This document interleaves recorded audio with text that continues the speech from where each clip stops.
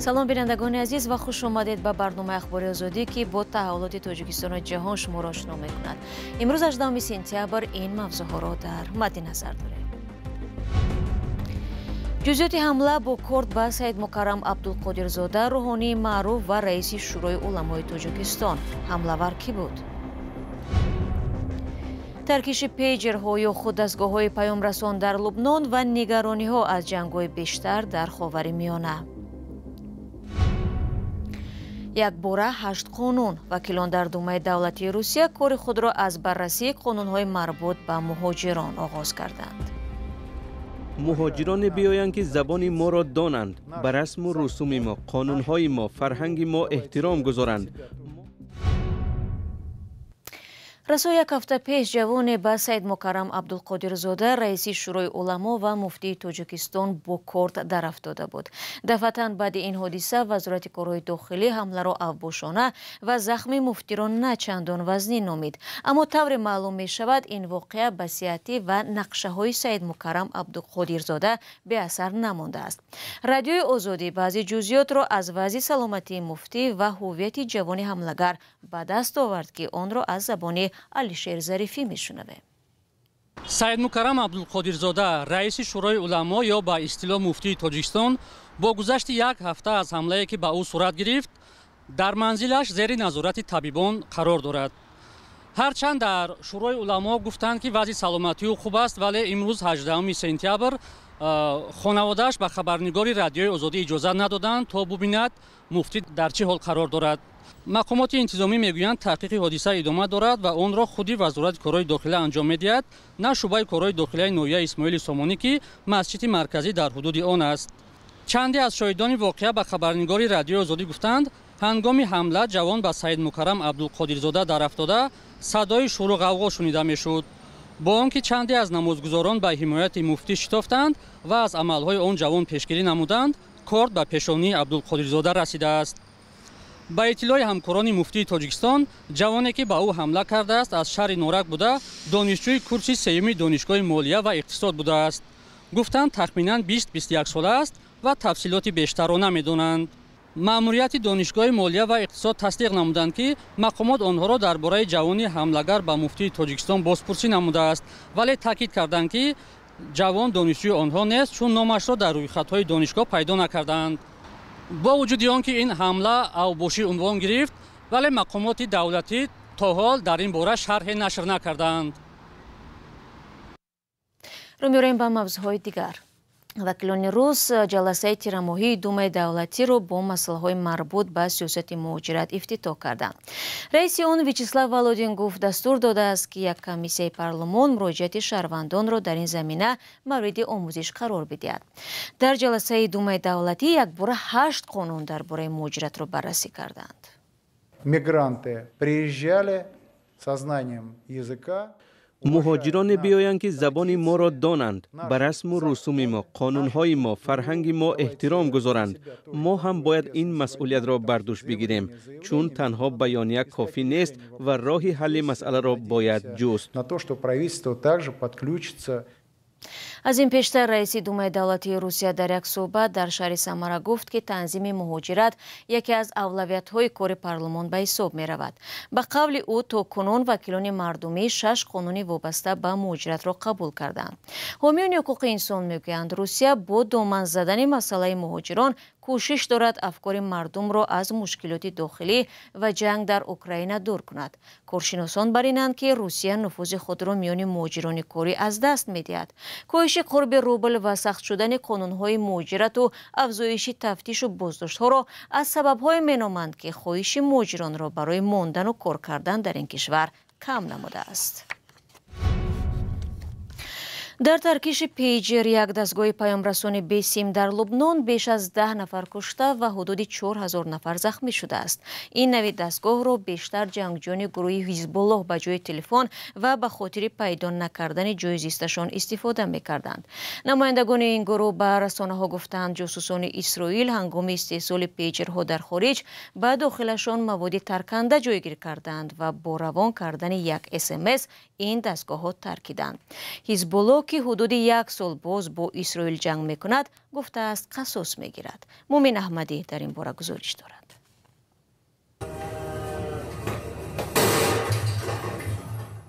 این یک نمونه از ترکیش دستگاه پیامرسان بیسیم یا پیجر در لبنان است. با صدای ترکیش مرد روی فرش افتاده از درد داد میزند و از اطرافیان کمک میخواهد. روز 17 سپتامبر در گوشه و کنار لبنان با ترکیش پیجرها هزاران نفر زخمی شدند. حادثه بی سابقه که بیمارخانه‌های پایتخت لبنان بیروت را پر از زخمیان کرد. مقامات لبنان گفتند که اکثر زخمیان جنگجویان گروه حزب الله و پزشکانی بودند که برای این گروه کار میکردند. پیجر همچون یک وسیله بی خطر تماس میان این گروه بوده است. ترکیش پیجرها پس از نصف روزی حدود 1 ساعت دوام کرده است. حزب الله در بیانیه حادثه را کار دست اسرائیل نامید و گفت از اسرائیل قصاص خواهد گرفت. اسرائیل دست داشتنش در این حادثه را شرح نداده است. خبرگزاری های ایران نوشتند که مجتبی امانی سفیر ایران هم در ترکیش پیجر زخمی شده است. مقامات لبنان اعلام کردند که 4000 نفر زخمی و 11 نفر در این حادثه کشته شده است. حال نزدیک به 500 زخمی وزنین ارزیابی می شود. اسرائیل و حزب الله تحت حمایت ایران در لبنان از آغاز جنگ در غزه در ماه اکتبر سال گذشته همدیگر را موشکباران می‌کنند. پس از این حادثه ارتش اسرائیل برای یک جنگ احتمالی بزرگ آماده شده است. تاکنون اسرائیل و حزب الله با همدیگر با پهپاد و موشک حمله می‌کردند. حالا خطر جنگ رویارو و ناامنی در خاورمیانه بیشتر شده است. حزب الله یک گروه مسلح در لبنان است که از جانب ایران کمک می‌گیرد. این گروه دولت اسرائیل را قبول ندارد و 10 سال هاست در حالت جنگ با این کشور قرار دارد.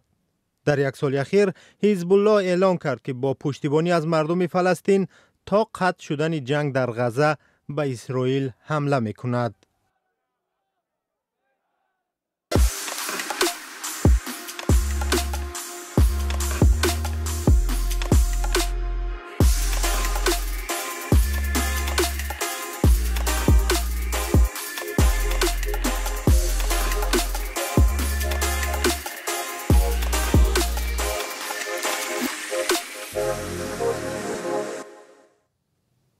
شما برنامه اخباری رادیو آزادی را تماشا دارید.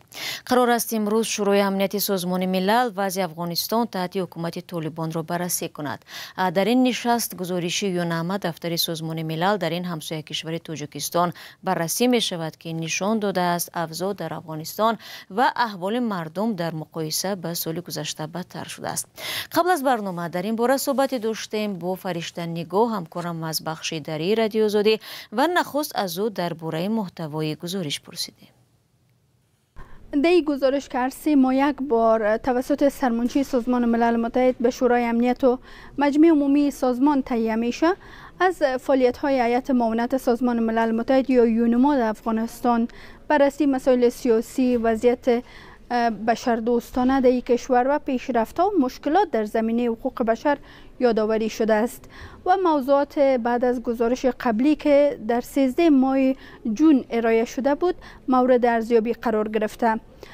در بخش از این گزارش که بر روز 3 شنبه در وبسایت سازمان ملل متحد منتشر شد، گفته شده که با توجه به گزارش‌ها در مورد اختلافات داخلی، ملا هیبت‌الله آخوندزاده رهبر طالبان ارسال پیام‌های مبنی بر وحدت و اطاعت را به مردم بیشتر کرده. در این گزارش علاوه بر عملات گروه دولت اسلامی یا داعش و برخی گروه‌های کوچک دیگر به سیاست‌های سختگیرانه طالبان علیه زنان و قانون جدید امر به معروف و نهی از منکر اشاره شده و آمده که این قانون زنان را در افغانستان با محدودیت‌های جدید روبرو کرده.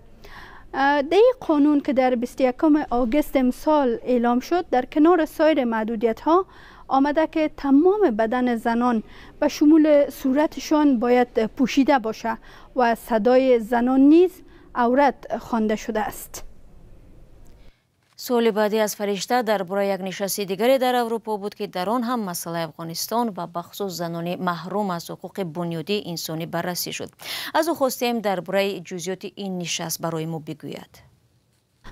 در آستانه نشست تازه شورای امنیت سازمان ملل متحد در مورد افغانستان، کمیته فرعی پارلمان اروپا در نشست وضعیت کنونی حقوق بشر در افغانستان به روز سه‌شنبه به بررسی گرفت. شکریه بارگزای عضو ولسی جرگه در نظام جمهوری مخلوع و فعال حقوق زنان که در این نشست اشتراک داشت، از جامعه جهانی خواسته تا به وضعیت کنونی افغانستان به ویژه وضعیت حقوق بشر در این کشور توجه بیشتر و جدی داشته باشد. او گفت که افغانستان نباید به میدان جنگ ژئوپلیتیکی تبدیل شود و باید آزادی جلسات را داشته باشد. به گفته خانم بارگزای، افغانستان باید عدالت را برای همه تضمین کند، کشتار دست جمعی هزارها باید متوقف شود و آپارتاید جنسیتی به گفته او باید متوقف شود. قابل یادآوری است که نشست ها در حال در مورد افغانستان برگزار می شوند که حکومت طالبان تاکنون به درخواست های جامعه جهانی و ویژه کشورهای غربی و مدافعان حقوق بشر برای توقف رفتارهای سختگیرانه‌شان با زنان در افغانستان توجه نکرده و این رفتارهایشان را ادامه دادند. بانک سازمان ملل متحد از پالیسی های تند طالبان ابراز نارضایتی کرده، اما گفته که به حمایت از مردم افغانستان و تعامل با حکومت سرپرست طالبان که تا هنوز از سوی هیچ کشور در جهان به رسمیت شناخته نشده است ادامه خواهد داد. همکارم فرشته نگو درباره نشست شورای امنیتی سازمان ملل متحد صحبت میکرد که در آن افزا در افغانستان تحت حکومت طالبان و همسایه کشور ناآرام تاجیکستان مطرح میکردند. برزو عبدالرزاقов کارگردان معروف و شاید یکی از شناخته ترین نمایندگان تئاتر تاجیک در خارج فردا 65 ساله می شود. این کارگردان به خاطر اشکار بیانیه‌اش دیگر در صحنه‌های تئاترهای تاجیکستان کار کردن نمی‌تواند. در آستانه زادروزش در شهر الماتا برزو عبدالرزاقов به سوال‌های همکارم خیرامان بقازاده پاسخ داد. برزو عبدالرزاقов از کمترین هنرمندان تاجیک است که تجربه کلان کار در خارج از تاجیکستان را دارد. Я в Таджикистане получаю предложение с 2010 года. از سال 2010 به این سو از تاجیکستان هیچ پیشنهاد نگرفتم. از سال 2010 عملا هیچ تماس با تئاترهای آنجا ندارم. من در آن کشور زندگی میکنم و مردم را دوست میدارم، ولی با تئاترهای ملی هیچ تماس ندارم. از این چیز زیاد ناراحت هم نیستم.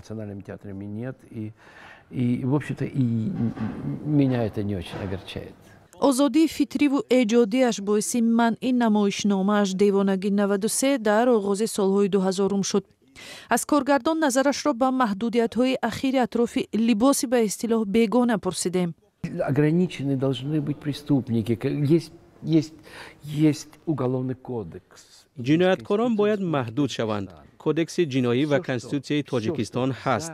هر چیزی که فراتر از این قانون‌ها منع می شود درست نیست. آنچه که به زندگی مردم مشکل ایجاد می کند آن را منع کردن لازم است، نه لباس مردم را. چرا کسی باید به لباس من و یا زن یا دختری من باید کاردار باشد؟ اگر من شخص دنیوی باشم و زنم دیندار، کی مانع وی می شود؟ من چنین حق ندارم و با خدا هم نمی توانم بحث کنم. Если моя жена выбирает это, допустим, если я цивильный человек, а моя жена религиозная и выбирает этот путь, кто может ей запретить это? Я не имею права. Как я могу спорить с Богом? عبدالرزاقов تا چند سال پیش با نمایشنامه‌هایش در بشکک با جایزه‌ها قدردانی شده است. بعد 2 جنگ پرخشونت در سرحد حالا برای او هم درها بسته شدند. دوستان عزیز، مصاحبه کامل با برزو عبدالرزاقов به زودی و در 2 زبان در وبسایت azadi.org و صفحه های ما در شبکه‌های اجتماعی نشر می شود. بینندگان عزیز، 15 دقیقه که در اختیار داشتیم به پایان رسید. تشکر که تا پایان برنامه ما را تماشا کردید. البته خبرهای از این بیشتر چون همیشه در وبسایت azadi.org و صفحه های رادیو آزادی در شبکه‌های اجتماعی نشر می شود. شما را فردا در برنامه منتظر خواهیم بود. خود را احتیاط کنید و خدا نگهدار.